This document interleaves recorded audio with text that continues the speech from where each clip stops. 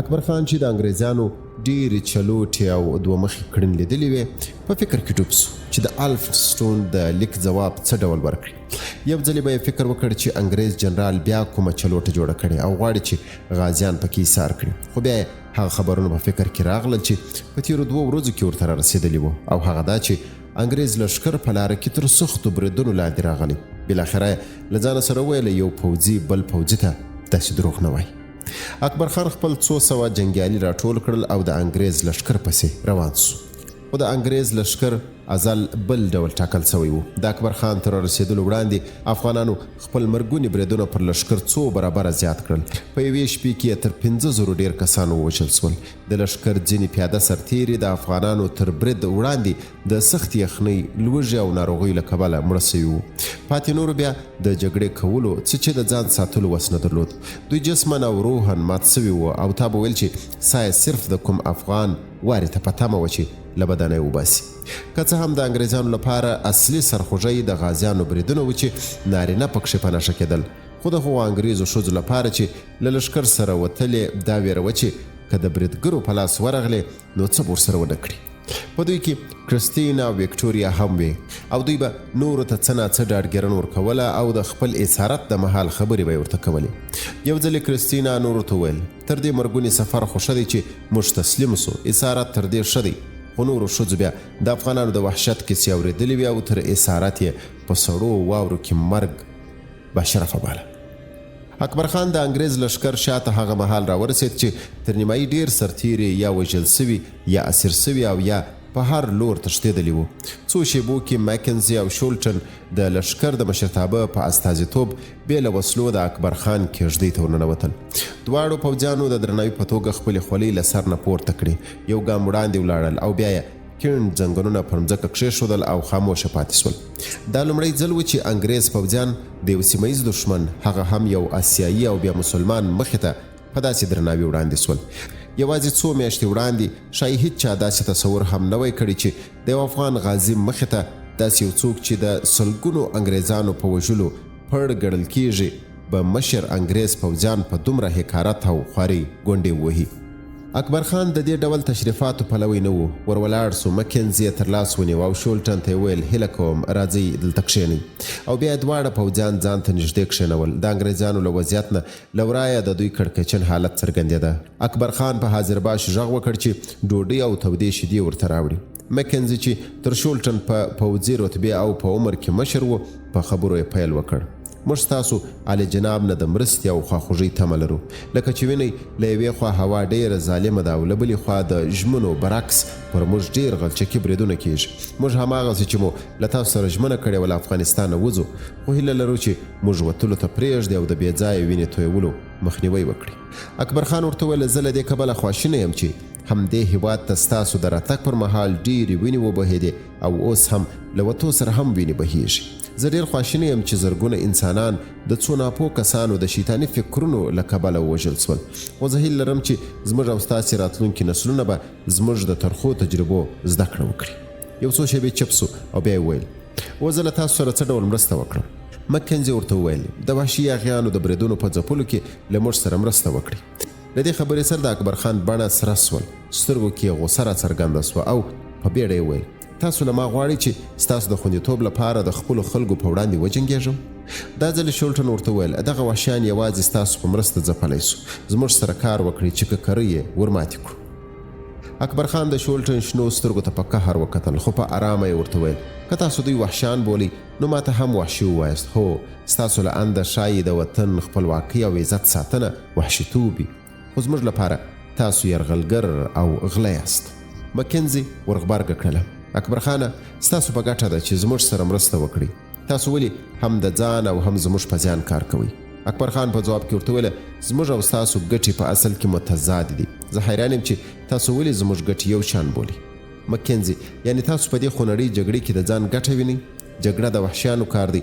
تاسو په خپل اصیل او پوه انسان یاست او په دې ښه پوهیږئ چې دغه جګړه ترهګري او جهالت ده. اکبرخان زموږ جګړه سپېڅلې ده، ستاسو یرغل ترهګري وه.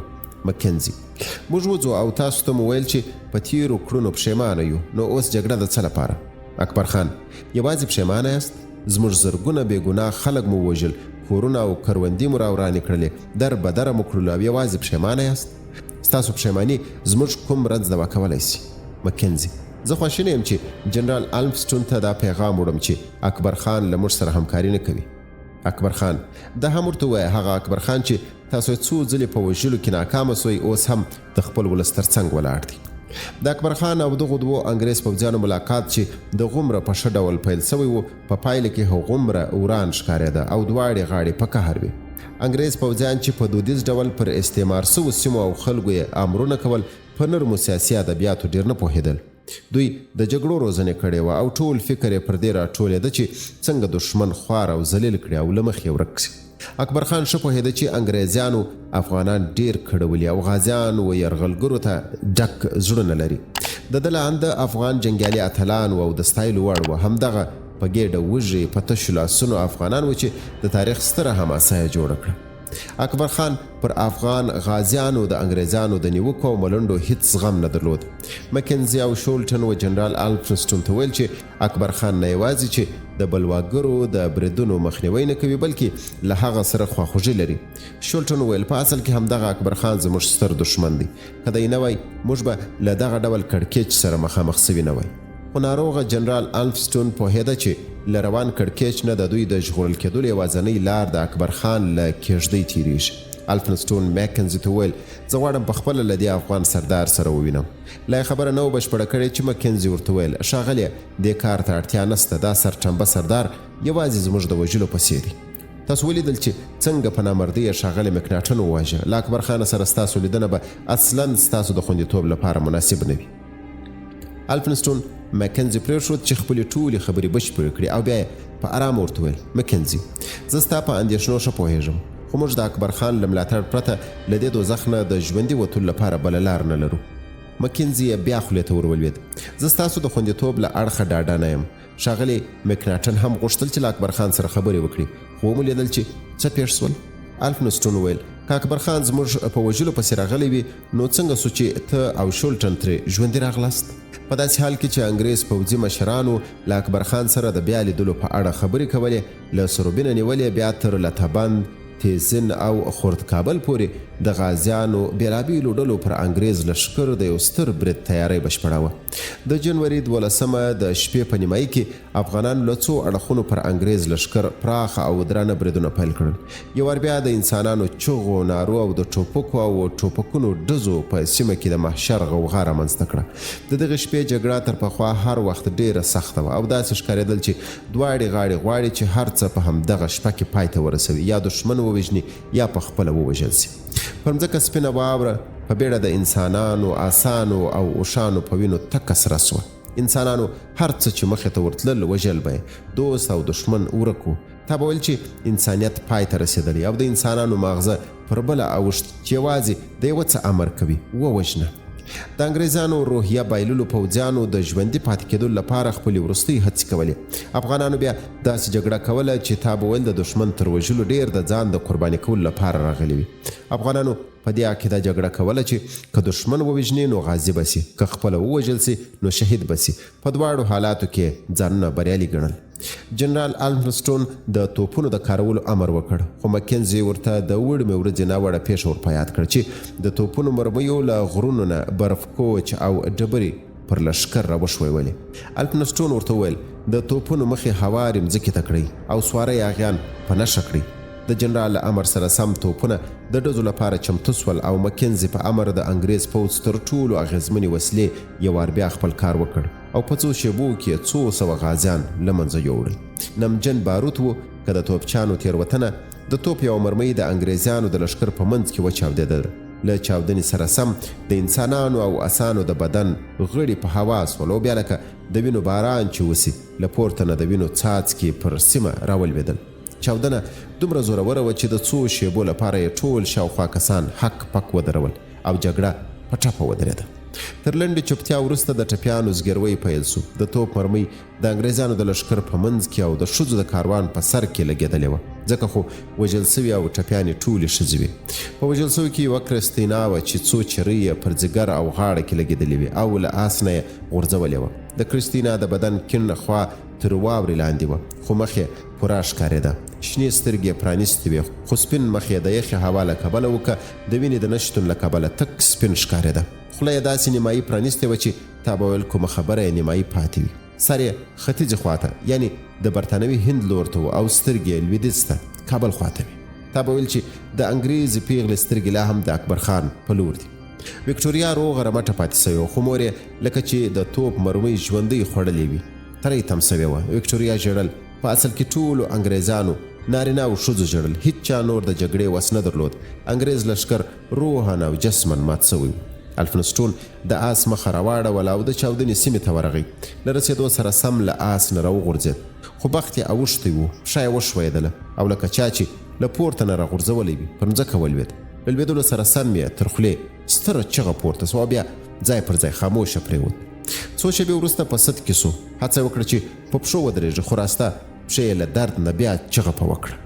پښه یې ماته سوې وه. انګریز جنرال د والټرلو د مشهورې جګړې اتل ماته پښه د خورد کابل په کنګل سوي ډاګ کې په داسې حال کې ناست و چې لاسونه یې سر ته نیولي وو او په لوړ غږ یې ژړل او دا ساندې یې ویلې: زه نور دا د ذلت ژوند نسم زغملی، زه نور دا ژوند نه غواړم.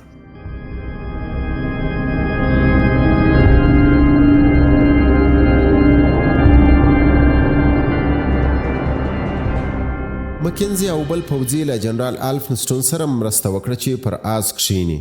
مکنزي و هغه بل پوځي ته ویل جنرال د هغه کېږدۍ ته بوځه چې استراحت وکړي.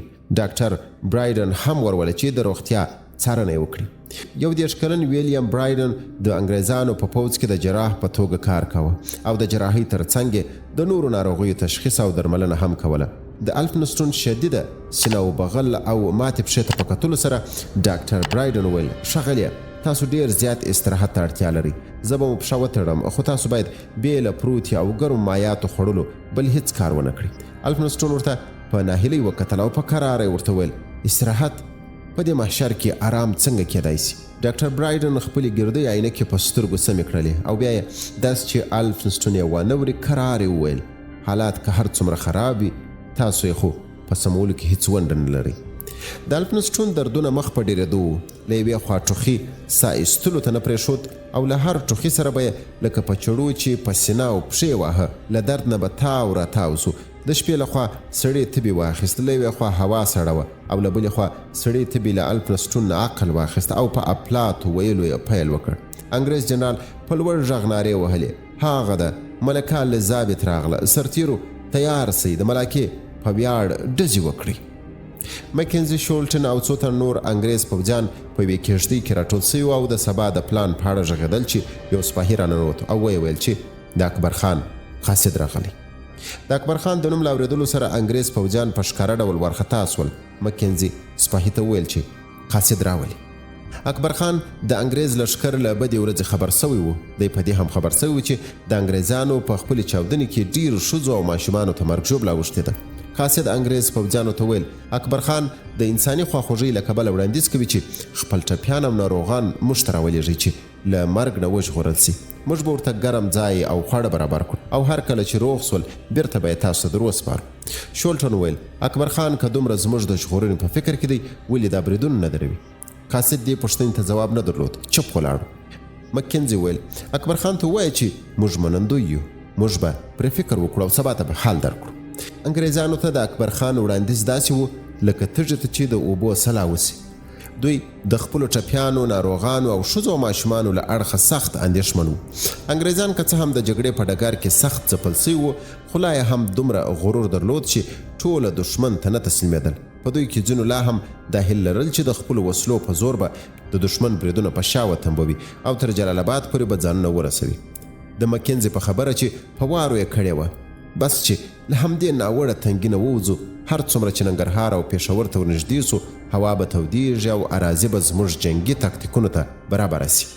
د مکنزي ارزونه سمه وه. که انګریزان د سروبي او لتبند له درو وتلي وای او هوارې مځکې ته رسېدلي وای، نو نه یوازې چې د یخې هوا او واورې له شر نه به یو څه خلاص سوی وای، بلکې د افغان بریدګرو د ځپلو وس به یې هم موندلی وای. انګریز پوځ او ورسره پوځي تجهیزات اصلا د هوارو مځکو د جګړې لپاره چمتو وو. سهار وختي انګریز پوځیانو ته یو بل بد خبر ورکړل سو. د افغانانو کومه ډله چې دوی روزلې وه او تر دې دمه د دوی لپاره جګړه کوله تښتېدلې وه. افغانانو له ځانه سره وسلې او نور امکانات وړي وه او څرګنده نه وه چې آیا اکبرخان ته تسلیم سوي او که پر کوم بل لور تللي دي. د دغو افغانانو شمیر شاوخوا 400 او اکثریت یې په جګړه کې خورا تکړه وه. دوی دغه راز د سیمې په جغرافیا، ژبو او نورو ځانګړتیاوو هم ښه پوهېدل او له انګریزانو سره د سیمه ییزو شخړو په پېژندګلوي او هواري کې ډېره مرسته کوله.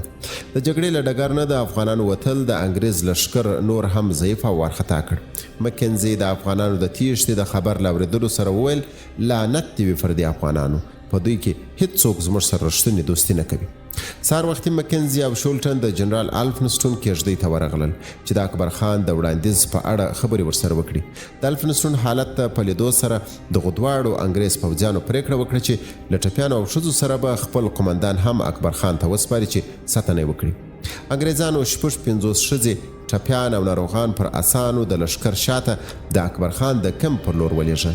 د دې کاروان په سر کې یو انګریز پوځي هیو جانسن پر آس و او ورپسې جنرال انفسټون د اوښ پر سر په یوې ډولۍ کې پروت و.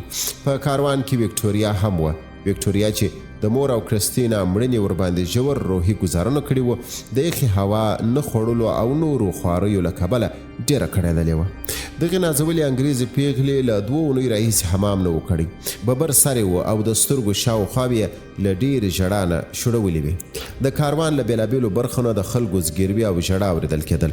خو وکټوریا خاموشه پر آس ناسته وه او سترګې مخامخ د کابل لور ته نیولې وې. اکبرخان تمه نه کوله چې د سهار کې به د انګریزانو د پناه غوښتونکو کاروان ورسي. همدا تېره شپه قاصد ورته حال ورکړی و چې انګریزان د وړاندیز په اړه سلا مشوره کوي او بیا به احوال ورکړي. اوس تر احوال د مخه کاروان را ورسېد. اکبرخان چې د جنرال الفنسټون حالت ولید نو یې ډېر زړه ورباندې وسو. خپلو حاضر باشو ته امر وکړ چې په بیړه د ده په کیږدۍ کې د جنرال د استراحت ځای برابر کړي. الفنسټون د خبرو نه و خو د مننې په بڼه یې اکبرخان ته سر او سترګې ښورولې. هیو جانسن چې له الفنسټون او نورو انګریزانو سره د اکبرخان خواخوږۍ او انساني چلند ولید نو حق پک پاتې و چې ولې انګریزان له اکبرخان سره په جګړه کې کښېوتلي وو. هماغه شپه جانسن په خپلو یاداشتونو کې د اکبرخان د شخصیت او کړنو په اړه څو پاڼې ولیکلې. د جانسن یاداشتونه وروسته لندن ته ورسېدل او د برتانیا د جګړې د میوزیم په تاریخي اسنادو کې ساتل کیږي. د جانسن د یاداشتونو په یو برخه کې لیکل شوي: ځوان اکبرخان له جنرال الفنسټون سره، هغه پوځي مشر چې د اکبرخان هیواد باندې یرغل کړی و، د اکبرخان پلار یې له واکه غورځولی و او اکبرخان یې د بخارا د تورو څاګانو بند پورې رسولی و. داسې چلند وکړ چې تا به ویل له خپل یو ناروغ ملګري سره یې کوي. هغه جنرال ته پاکې جامې ورکړې، سملاسي یې ګرمې شیدې ورته ورکړې چې تود سي. بیا یې په خپل کیږدۍ کې د هغه د استراحت لپاره ځای جوړ کړ. نه اکبرخان او نه وکټوریا یو بل په لومړي نظر کې وپېژندل. اکبرخان د ښځو او ټپیانو لپاره د 2 غټو کیږدیو د درولو امر وکړ چې سملاسي دوی پکښې آرام وکړي او بیا یې وروسته کابل ته د لیږدلو انتظام وسي. دغه سهار سیمه ټوله په وریځو او غبار کې پوښلې وه. انګریزان چې د ټپیانو، ناروغان او ښځو په راټولولو بوخت وو له 2 خواونه د افغانانو تر مرګونې بریدونو لاندې راغلل. افغان غازیان چې د انګریز له لښکر نه د افغانانو د تیښتې واورېدل نو هوا یې هم د چرکي بریدون لپاره مساعده ولیدل، نو بې له ځنډه یې په پراخو بریدونو لاس پورې کړ.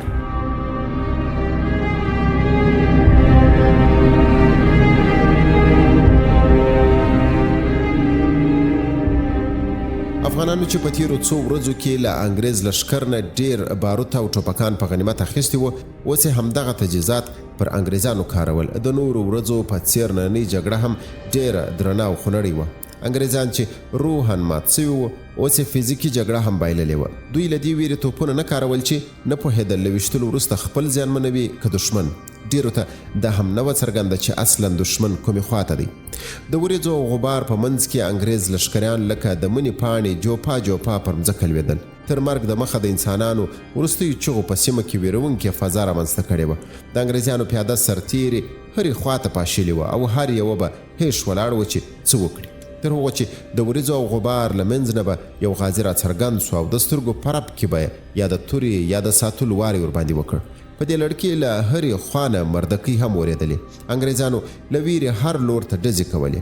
د دوی په ډزو کې به تر نورو ډېر په خپله د دوی کسان ویشتل کېدل. د ورځې تر نیمایي پورې چې غبار یو څه کم سو، مکنزي او شولټن متوجه سول چې له یوې خوا مځکه په مړو او ټپیانو پوښلې ده او له بلې خوا د جګړې په اړودوړ کې له لښکر نه چې څه کسان ژوندي پاتې وو سره جلا سوي وو. اصلا یو شمېر لښکریانو لاره ورکه کړې وه او د جګړې د شدت پر مهال په بل لور خوځېدلې وه. د انګریزانو باروت او مرمۍ هم خلاص سوي وې، څه افغانانو په غنیمت وړي وې او څه هم دوی مصرف کړي وې. داسې ښکارېدل چې د جګړې شرایط بالعکس سوي وو. افغانانو مرمۍ او ټوپکان لرل خو له انګریزانو سره تورې او برچې پاتې. مکنزي د شولټن په ګډون څو تنه پوځي افسران راټول کړل او ویې ویل موږ ماتې خوړلې ده، ان که موږ غواړو چې تسلیم نسو او جګړې ته دوام ورکړو هیڅ باروت او مرمۍ نه دي راپاتې، موږ په ګډه باید وروستۍ پرېکړه وکړو. شولټن ویل هدف مو دا دی چې تسلیم سو؟ مکنزي ورته ویل نه، تسلیمېدل یوه لاره ده، بله لاره همدلته تر مرګه پورې درېدل دي. که تاسو کومه بله لاره لرئ مهرباني وکړئ ما هم پرې خبر کړئ. تامس یو بل افسر ویل موږ باید جګړه یوې بلې ورځې ته وساتو. اوس که هر څومره موږ غواړو جګړه نسو کولی، باید له عقل نه کار واخلو او سمه پرېکړه وکړو. په غونډه کې د ګوتو په شمار نورو پوځیانو هم د تامس د خبرې په تایید د یې غږ وکړ. خو شولټن یو وار بیا په هیجاني غږ ویل مرګ تر تسلیمېدلو ویاړ دی. موږ نسو کولی چې دغو وحشیانو ته ځانونه تسلیم کړو، دوی به له موږ سره تر وژلو لا بد چلند وکړي. هیو جانسن چې تر دې دمه چپه خوله ناست و ویې ویل زموږ مشر جنرال الفنستون تسلیم سوی او له هغه سره له تمو پرته ښه او انساني چلند سوی. زه فکر نه کوم چې اکبرخان به زموږ سره وحشیانه چلند وکړي. نو د مخ له دې چې جانسن خپله خبره بشپړه کړي، مکنزي ویل په یاد به مو وي چې د اکبرخان پلار دوست محمد خان په ډیلي کې ناست دي. شولټن نه وکاني او بیا یې ویل تاسو دغه وحشي افغانان سم نه پیژنئ، دوی دوه مخې دي، ظاهرا به له تاسو سره غوړمالي وکړي خو په اصل کې ستاسو د وینو څښلو ته تږي ناست دي. اکبرخان له خپل ښاغلي مکناټن سره څه وکړل؟ هیر مسول چې افغانانو ښاغلي برنس څنګه په وحشیانه توګه وواژه. د همدغه اکبرخان له لاسه موږ په دې کړکېچ کې لوېدلي یو. اوس تاسو څنګه پر هغه باور کوئ؟ د څو شېبو لپاره هیڅ چا خبرې ونه کړې. ټولو مکنزي ته کتل چې د تر ټولو مشر پوځي په توګه وروستۍ خبره وکړي. مکنزي په کراره په خبرو پیل وکړ د جګړې هر اصل پر عقل ولاړ دی. جګړه په تشو احساساتو نه ګټل کیږي او احساساتي جنګیالي تل جګړه بایلي. زموږ مخې ته دوې لارې شته، یوه یې اوسني حالات کې پاتې کېدل دي چې زما له انده ځان وژنه ده، بله لاره ترخه او بدرنګه ده خو د ژوندي پاتې کېدلو یوازنۍ لار ده. زه پوهېږم چې تاسو له ما نه پرېکړه غواړئ خو زه د پرېکړې واک تاسو هر یوه ته پرېږدم.